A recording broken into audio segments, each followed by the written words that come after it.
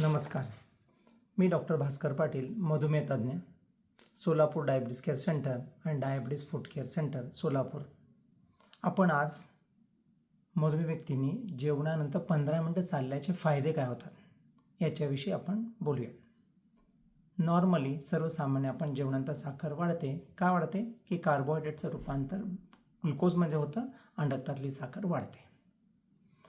तसं जेवण केल्यानंतर आणि बसला किंवा झोपलात तर काय होतं की ब्लडमधली साखर वाढलेली असते. इन्सुलिनला एकट्यालाच काम करावं लागतं ही ब्लडमधली साखर कमी करण्यासाठी.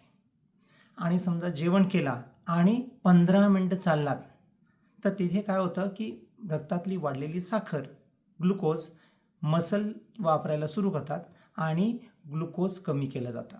तिथे इन्सुलिनचा लोड कमी होतो, इन्सुलिनवरचा लोड कमी होतो.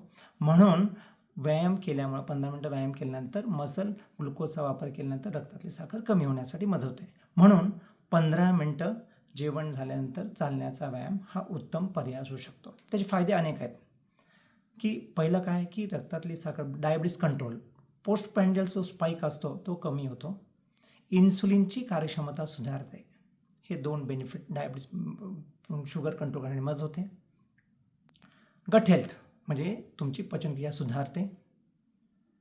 तिसरं की तुमचं वेट लॉस आणि फॅट लॉस होतो. ह्याच्यामुळे वजन कमी करण्यासाठी बेनिफिट होतं. हार्ट हेल्थ आणि मेटाबॉलिक हेल्थ देखील बेनिफिट होतं. मग हे एवढे फायदे आहेत की त्या दृष्टिकोनातून आपण काय केलं पाहिजे की जेवण करून 2 तास जेवणानंतर 15 मिनटं चालण्याचा रूल ऑफ 15 हे फॉलो करा. म्हणजे नाश्ता झाल्यानंतर 15 मिनटं चालणे, दुपारी जेवण झाल्यानंतर 15 मिनटं चालणे आणि रात्री जेवण झाल्यानंतर 15 मिनटं चालणे.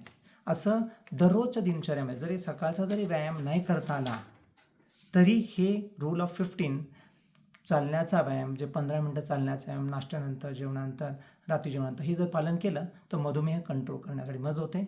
आणि मधुमेह नियंत्रण ठेवा आणि आनंदी राहा. धन्यवाद.